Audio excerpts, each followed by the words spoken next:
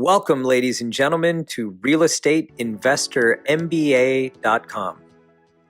At Real Estate Investor MBA, we strive to provide valuable information from various experts within the business and real estate community, covering real-time market and economic information as well as curriculum-level material within various real estate investing niches.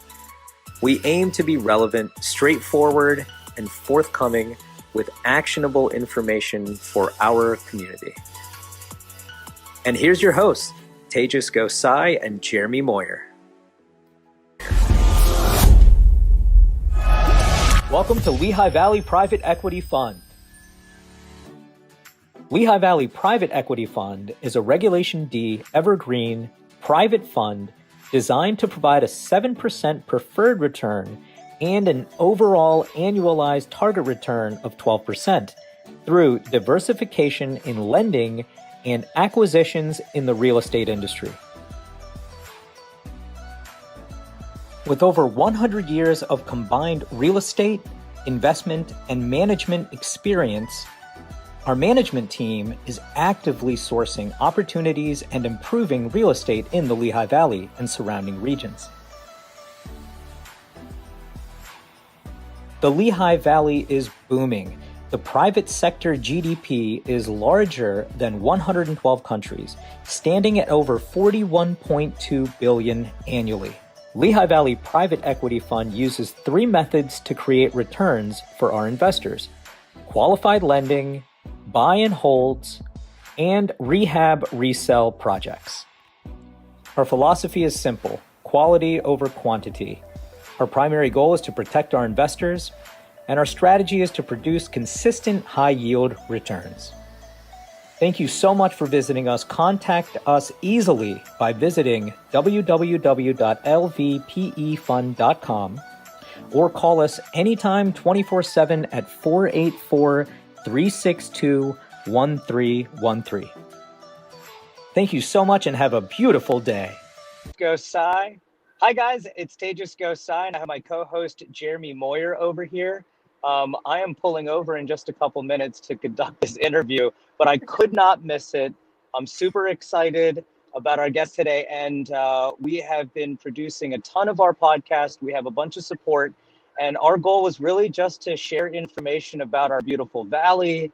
And this one's super special because the guest we have today has been beautifying the valley herself.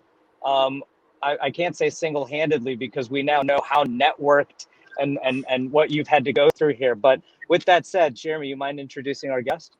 Absolutely. So we're excited to have Becky Bradley with us today. So Becky has 20 years of experience in city, regional, economic development, historic preservation, transportation planning, and including significant implementation experience in community revitalization, infrastructure investment, roadway redesign, and trail construction.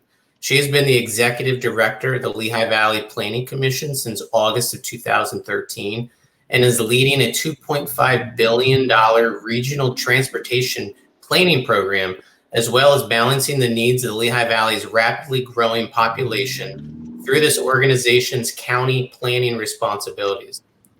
She has led the joint effort to combine the Lehigh Valley Planning Commission's general land use plan with the transportation and investment plan through the Lehigh Valley Transportation Study, which was done in 2019. The result, which is FutureLV, the regional plan, is one of the first regional transportation comprehensive land use plans in the nation and sets the direction for the region for the next 25 years. So Becky, I want to thank you so much for joining today. I know you're super busy with everything that's on your plate. We definitely have a bunch to get through, and your resume definitely had a lot more on it than what I read, and it was all really impressive. Can you give our listeners a brief explanation of how you got involved in planning, economic development side, and then how you also came to the Valley? Sure. I actually started my career working for two different successive lieutenant governors in the state of Illinois, specifically in their Illinois Main Street program. So that was downtown revitalization. And, at the time it was the 90s. So A lot of, big strip centers were being built. Walmart was coming to rural America. And so there were new challenges on Main Street. And I learned about planning then. I'd never heard of it before. And I had, an undergraduate degree at the time. And so I decided after working there to go pursue a master's degree at the University of Pennsylvania, specifically in city and regional planning. So that's how I found planning, and that's how I got out here. And then I met my husband right after I graduated Penn, and he's from the Lehigh Valley. And so his family's been here since 1732. And when, Columbus sailed the ocean blue, we always joke, or dinosaurs roamed the Lehigh Valley. But that aside, that's how I came up here. And I was lucky enough to start working in the city of Easton, and got to be integral to, kickstarting their revitalization, and got to do some really amazing things with the people there, which ultimately led me here. What year was that when you were in Easton, or what time period? From 2005 to 2013. So you were the person that we have to thank for what is happening in Easton now? One of several. We got Mayor Panto, of course. He's one of the, biggest mentors in my life. He's a fantastic human being. He gave a bunch of us young kids, young punk kids, a chance. He hired a bunch of us and just said, like, look, do what you need to do to turn this around. And all of us worked together to make that happen. So there was a great group of people, from the police department to public works to economic development to planning, codes and development, like I had, that really built the city back up. And now it's just like, it's amazing. It's so amazing what's happening there. A lot of change for sure. So Becky, you and I had an opportunity to talk like a week or two ago for a good hour. And I learned just from that conversation, I learned quite a bit. Can you explain to our listeners what the Planning Commission does and how it works with all these different groups in the area here in the Lehigh County, or Lehigh Valley, sorry, and where does it fit within everything? Sure.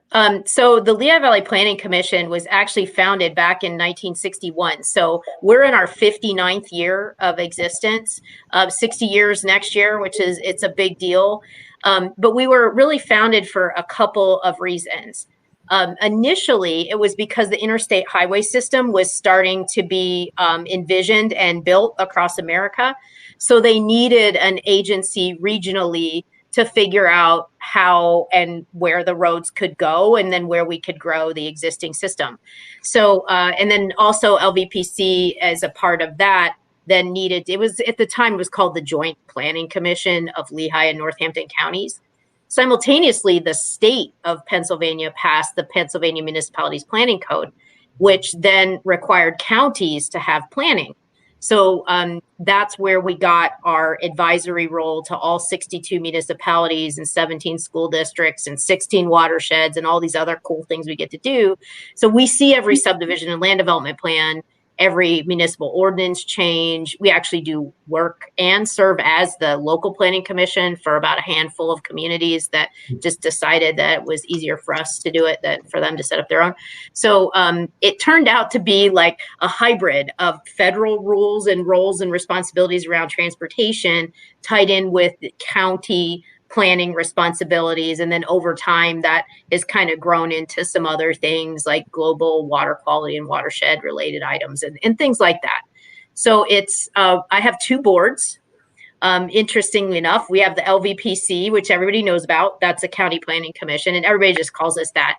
But then we have the Lehigh Valley Transportation Study, innocuously named, worth billions of dollars in road and bridge and transit planning and investment. Mm-hmm. And that's a separate board, though there are some similarities between the people on both.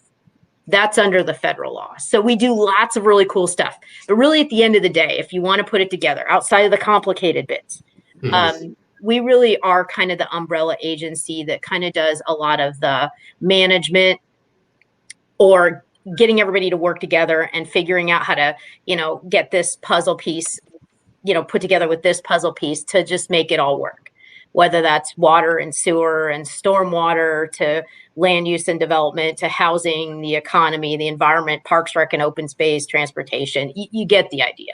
Mm-hmm.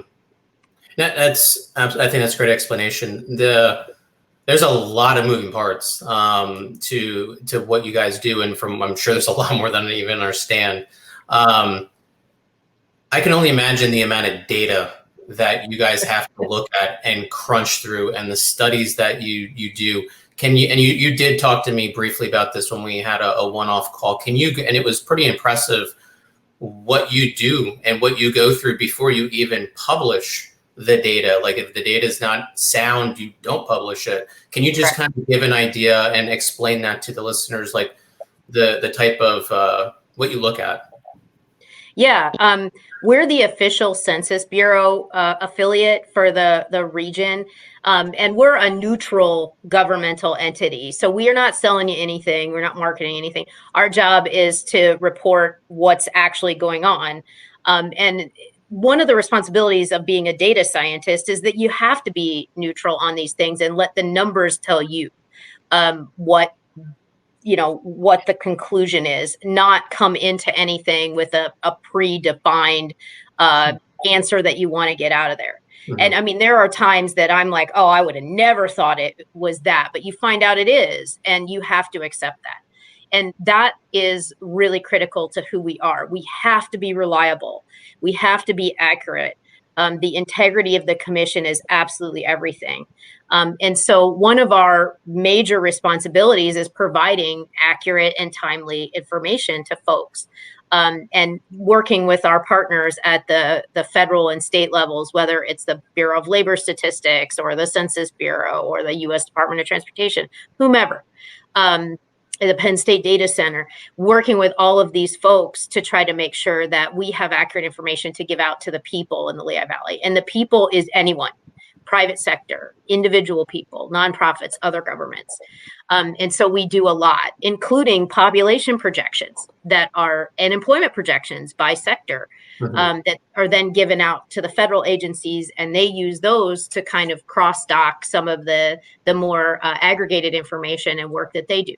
So we have to be accurate.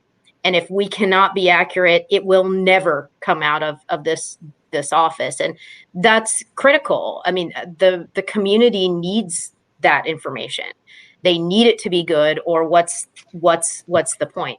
Mm-hmm. Developers make decisions based on where we're telling them things are growing. Yeah, I got to jump in. So first of all, you mentioned Penn State. I went there for law school. I have to say it.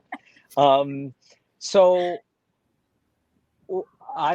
you're right in my world. So in my early 20s and 30s, I built almost $100 million worth of hotels and gas stations, convenience stores in the Pittsburgh, Ohio, West Virginia market during the oil and gas boom.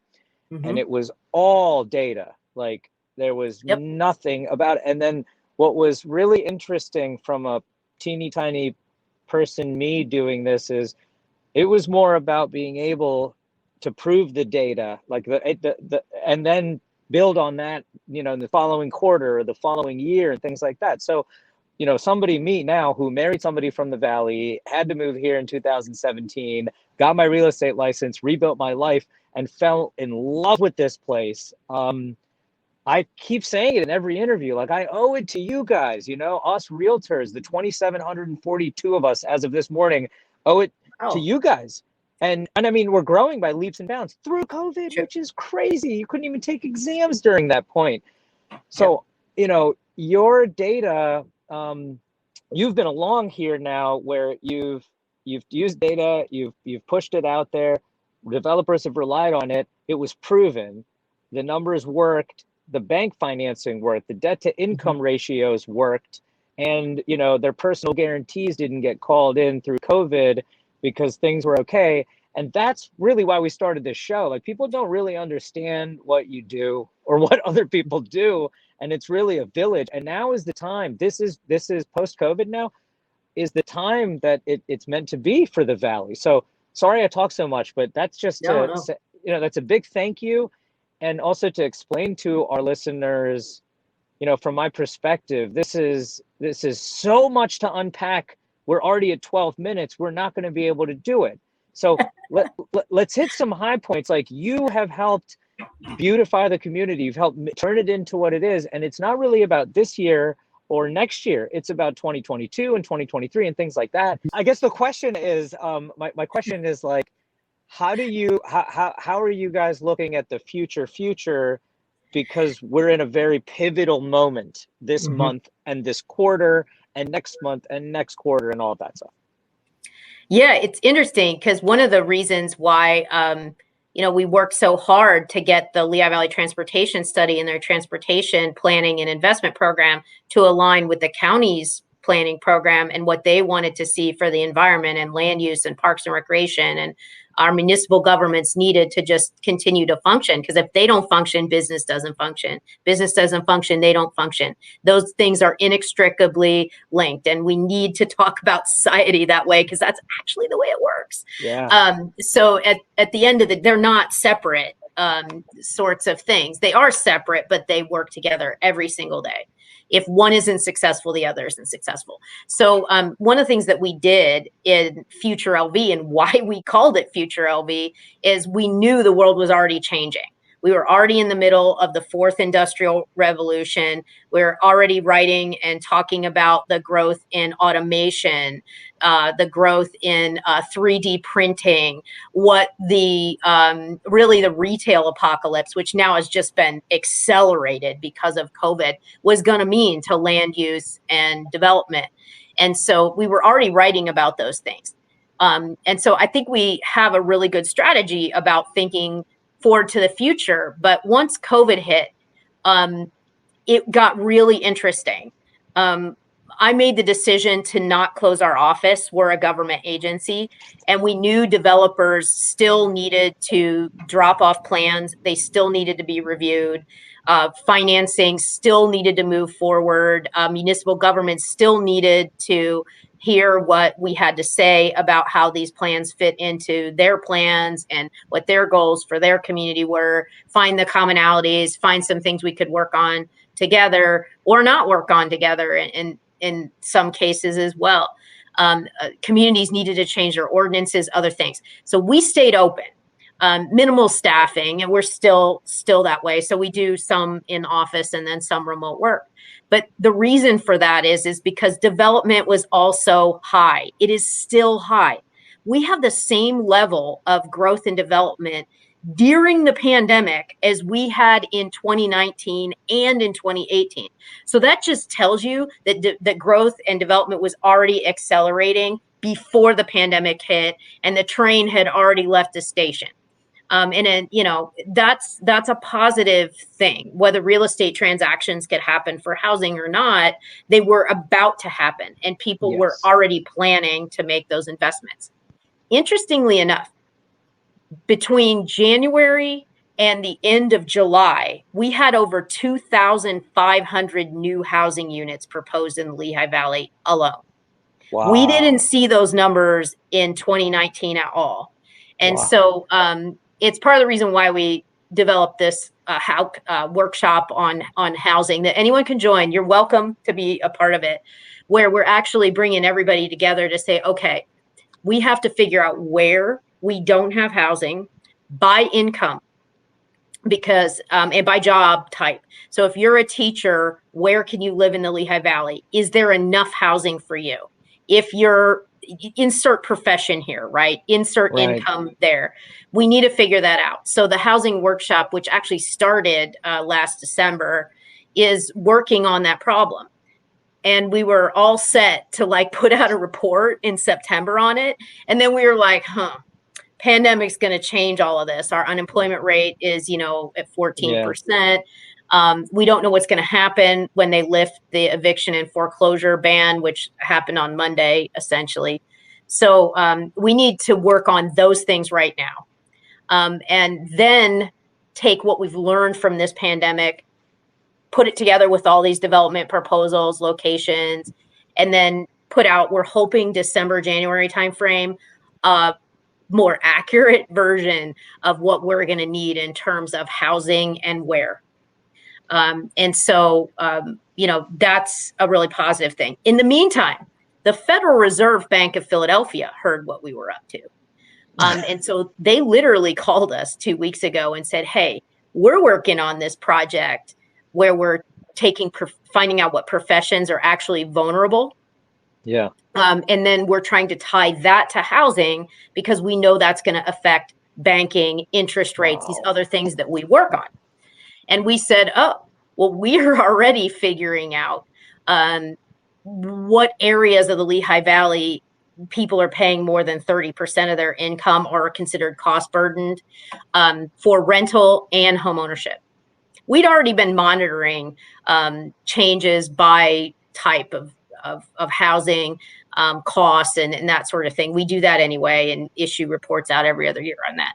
And they said, oh, well, let's work together. So in the span of 2 weeks, now we have this huge partnership between the 3 city mayors, the 2 county executives, us, and the Federal Reserve.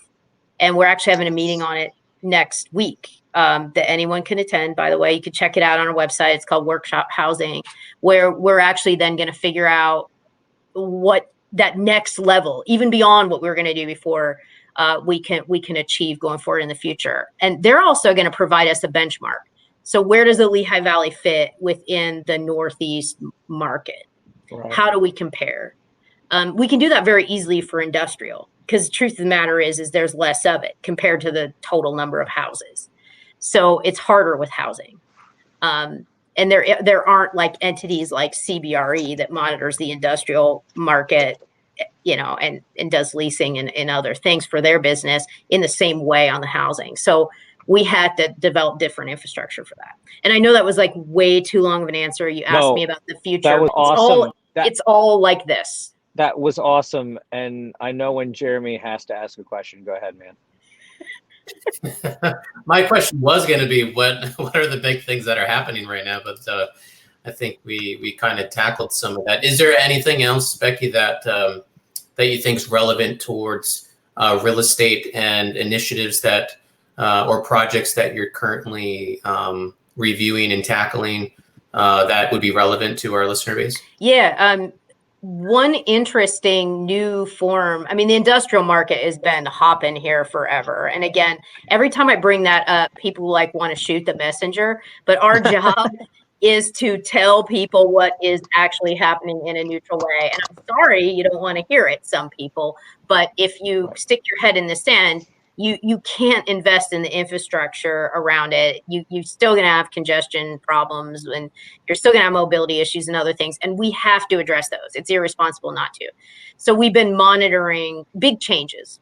In this case, it's the industrial market and then our population growth, though that has slowed, but we're still growing. And the other thing I want to say on population, and then I'll go back to the industrial piece and how that's really important now. Mm-hmm. But we have been growing every year for over 60 years. So change is something that the Lehigh Valley has been doing as a full-time job in terms of population growth for more than my lifetime. Right. And so it's not something that we're unable to handle. In fact, the reason why the Valley is successful is because we constantly have new people coming in to, help supplement the people that have been here, like my husband's family, for hundreds of years. But at the end of the day, it all matters. So, and everyone has a place, and it's still beautiful here. But balancing all those things is the tough part. So we have some exciting initiatives going on within the LVPC, the Lehigh Valley Transportation Study, with some of our partners.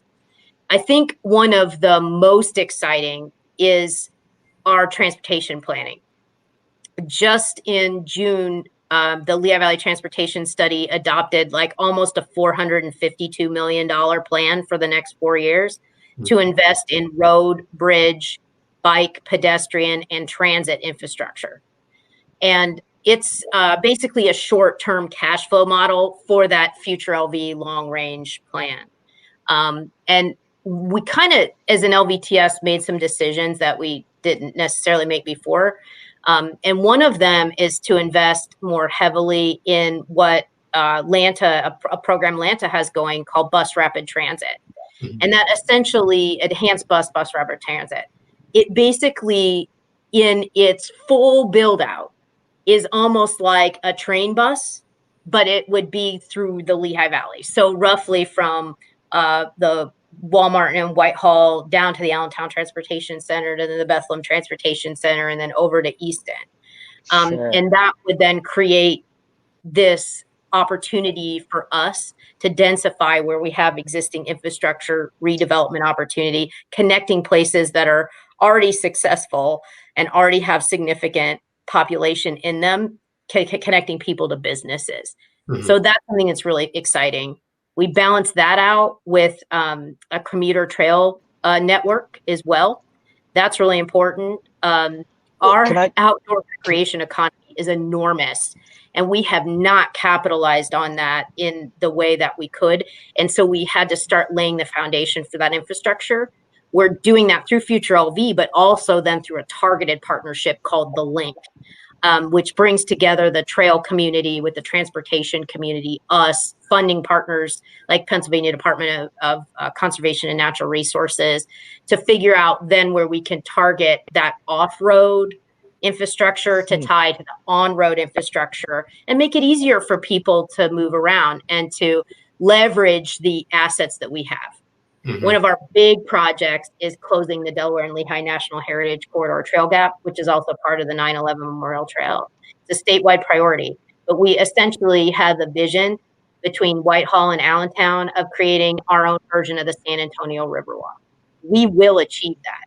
Yeah. And we actually have a huge private sector investment, over $20 million in that project, to then match up with public sector investment at the state, federal, and regional level, and local level too. So we're figuring out how to put it all together. To me, that's exciting stuff, because you have the vision, you have the ideas, but then how do you implement it? Yes. And so we're focusing very much on what we can do to achieve the outcomes that the community has come together and said that it wants for itself. That is the most exciting part of my job, is to be able to go from the big picture, the big vision up here, and build that with the community. Then kind of work it down to a policy perspective. What do our local governments need? What county policies, state policies can we advocate for? Can we work with communities to build, to then support the vision? And then your next level is the implementation. And that's done by all kinds of people and entities and the like. But I really love that piece of it. And it's really comes down to management and being able to follow through. And that's what we get to do at the LVPC. It's fantastic. It's what you guys have done, and Don Cunningham, everybody, the whole, just the whole entire unit is really, really clean and organized, and you see that stuff. Sorry, Jeremy, I just monopolized this. So transportation and industrial, can you confirm a transportation fact for me before I ask you about industrial? I listened, actually, I'm not going to say I listened. John Levine, my partner in the Lehigh Valley Private Equity Fund, listened to the 2-hour transportation committee, one of the talks or something. And it was said that pre-COVID, our trucks and our transportation numbers were so high. And then we went through COVID. Yes, they dipped. But now post-COVID, that they are higher than they were pre-COVID. Do you know about any? Is that possible? Oh, yeah. Yeah, that's us. There's 4 embedded traffic counters in different roads in the Lehigh Valley. There'll be more. PennDOT's working on putting more of those in. And then we take that information. We report on it. Yeah, we report on it monthly. And I mean, I was already obsessed with the retail apocalypse, it's just my thing. There's things we all really cue in on. That's one of my things. Future forces, the 4th industrial revolution, and retail apocalypse. Love it. So, me, I'm like, okay, we're all shopping online all the time.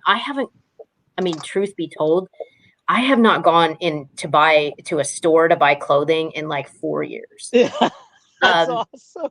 I haven't. And I love clothes. I'm a girl. Like I've Yeah. got that girl piece of me, you know, and I own it. I'm okay with that. But online shopping, and actually I shouldn't even say online shopping. I shop on my phone. I don't even use a computer to do that most of the time. I knew that stores were going to decline. I'm also an avid daily reader of The Economist. I love that. I love the Wall Street Journal too. I work every day. Like I'm a junkie. So for that stuff. So I started hearing all these different reports and I was like, okay, this is going to happen here too. But the Lehigh Valley's delay is usually has a delay on those things. So what's our timeline on that? And so we started, you know, I specifically, but other people on the staff, I kind of enlisted them and we started looking at what this meant.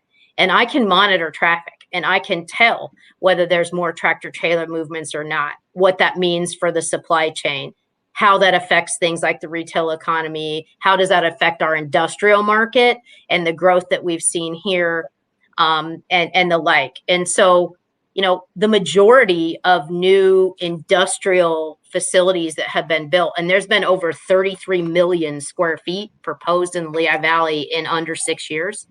It's the second highest growth rate in the world.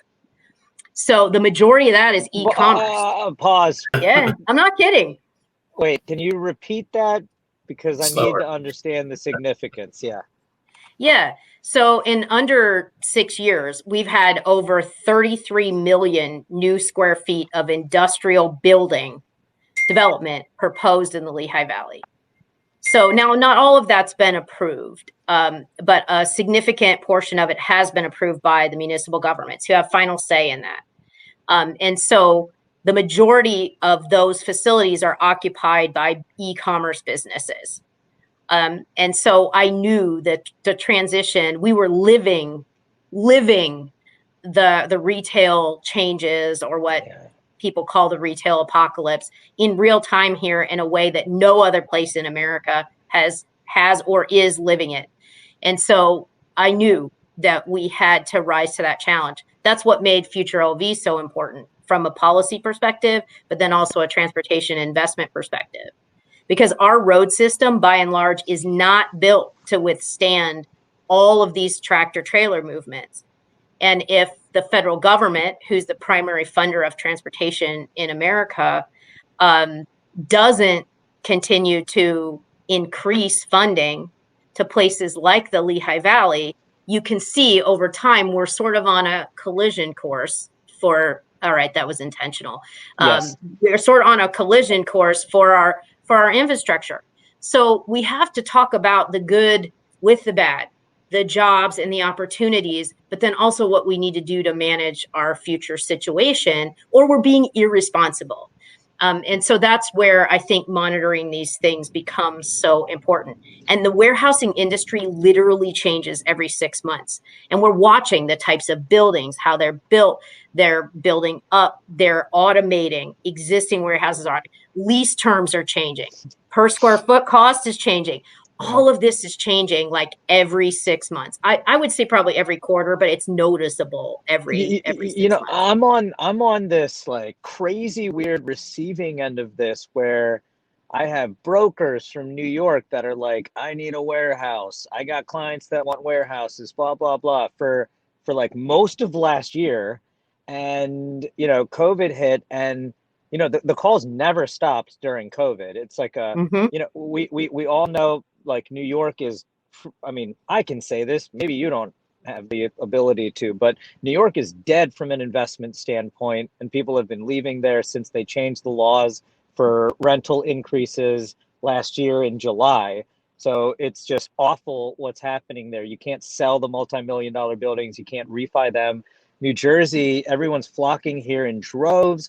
From my perspective, the gas stations, just a simple thing, just maybe you don't know this, but from my perspective, there's a ton of Indian gas station owners selling their gas stations in New Jersey because they're raising the minimum wage and you have to have somebody pay at the pump. They're all coming here. They're not going to Scranton or Philadelphia or Harrisburg. They only want to come here. And just dollar for dollar, if they just move over here, they're just not paying to pay at the pump. And it's just such a, like, different galaxy that I'm in. And I gotta say, I knew this would be the best podcast we've had to date. You're confirming all the crap that I've been saying for a couple years. And See, it's not crap. You know what you're talking about.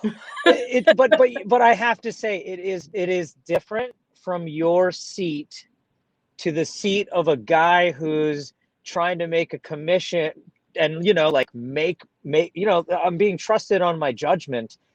And so that's one of the reasons we created this podcast. Like, we have to have you back on. It's 33 minutes. This is overtime now. But I'm like, you should be on this type of stuff all the time, because people don't hear it enough. And I send out mass emails, 20,000, 30,000 people. I send emails with all of your information on it, like, all the time. So I know your names. I study you guys. And I don't think enough agents even know to do that. It's actually sad, because it would help their business. And we all lost. We were the only state out of 50 states that lost almost 65 days of market time this year, because it was a really weird time frame for us. But like, the best is yet to come. And that's one of the reasons in COVID we were like, we need to get voices that are logical, that can say it. And respectfully, I'm a nerd. You're a nerd. Like, your nerd data is like, this is like exciting. I've owned that my whole life. It's okay. Yeah. It's just great, and the nerds rule the world, and the people who get the best data end up, being the most trustworthy. And that's really what I see the Lehigh Valley as a whole. From a consumer standpoint, like, I now live here. I bought a house here. My kids are going to school here. I am telling everybody, I'm like, guys, if anyone's looking to move anywhere, like, this is like heaven. This is literally like the best place in the world. I can see bears in an hour. I can go to the alligator place in the Poconos, Route 611. We have everything here. We have water. We have fishing. So I love it. I just can't hide my excitement, and I'm in a gas station parking lot for the interview with you. Yeah, and I mean, honestly, there are so many things we have on our website, and we really changed a couple years ago, because the technology allowed us to start doing more online interactive tools. It became affordable for agencies like us, plus the technology actually existed en masse. So we're doing all of these searchable things online. So, and I would direct anybody to our data LV page at lvpc.org. We have so much on housing, on COVID, the truck stuff you're talking about. Monthly, we put up graphs on our COVID page. You can look at the affection rate if you want to for COVID. You can find out. Where is that on here? I just want everyone to know where it is. Okay. Well, we have the hero slide there. That's the one that scrolls back and forth. All of the current stuff we're working on is in there. But that COVID, that like the little virus thing, you could click on that. That'll get you to that truck data. But the regional plan is there. The first one, I think, is we just did a new multimodal transportation plan. And that's just nerd code for bike, pedestrian, last few feet of transit. Your development folks, this build monthly report, every month we put it out. We tell you, we have an online interactive map for that too. What is being proposed? What type of housing? Is it, commercial? What's going on? And that, we're the only agency that sees that stuff valley-wide. And so we report on that pretty widely. That comes out about the 15th of every month.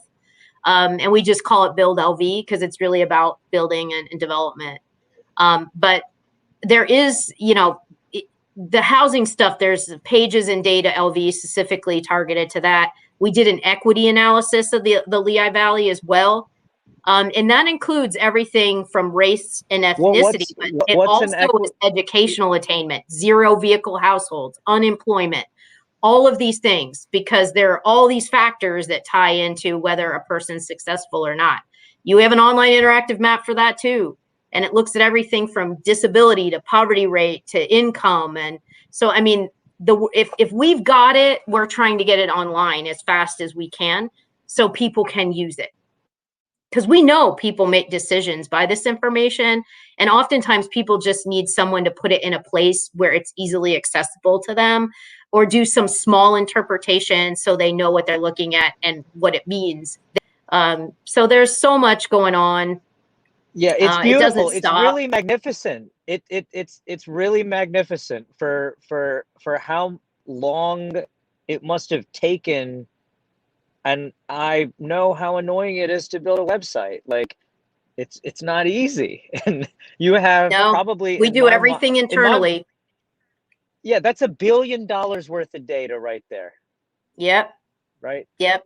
And it's free.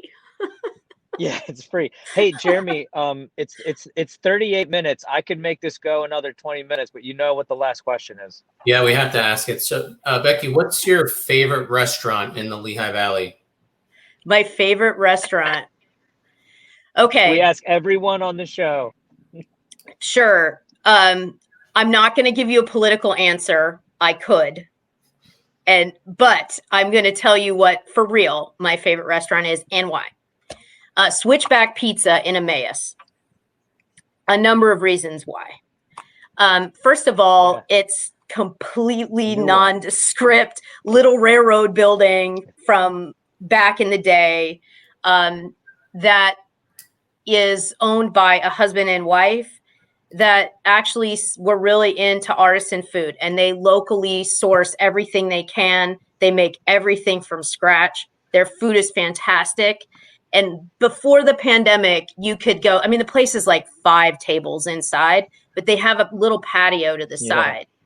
And you've been there, obviously, you know. And we go there with our friends all the time, hang out, go over to Yergis or Funk's and get a growler and hang out, or bring wine or whatever the case. And just, fantastic people. It's what I love about the Lehigh Valley, is because you can invent yourself here. You can be what you want to be, and that's attainable for anyone. And that's not an opportunity that you see in maybe some of our neighboring metros, where you have to have millions and millions and millions and millions of dollars to do anything. You can still have your American dream here, regardless of where you start from. It's a lot more attainable. And then you get these beautiful things that happen, these gathering places, whether it's parks, whether it's restaurants, that make the Lehigh Valley our arts and culture and entertainment. I mean, Steel Stacks, hello. Yes. The Allentown Art Museum, my God, the amount of stuff we have here, the Nurture Nature Center in Easton, it's just like endless. I could keep going.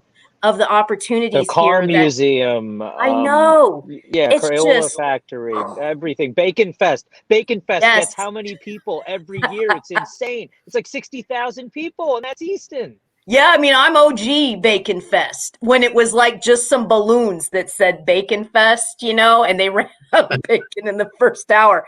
And now it's just like nationally known. I mean, what more can you say about the Lehigh Valley? We got bacon.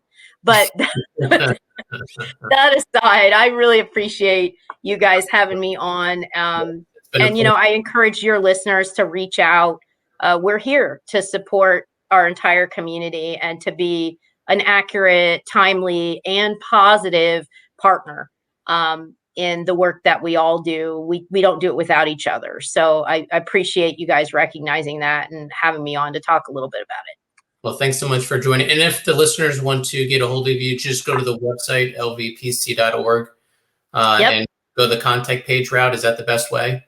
Yeah, it is. And two, the staff here, you see a transportation planner, you have a transportation question. I mean, they're very cool people, and they're very, very smart. And, anybody here is willing to help you out. So just reach out. Perfect. Thank you so much, Becky. This is Jeremy Tejas Kasai. This is realestateinvestormba.com. We appreciate you joining. Have a great day. Bye. You too. Bye.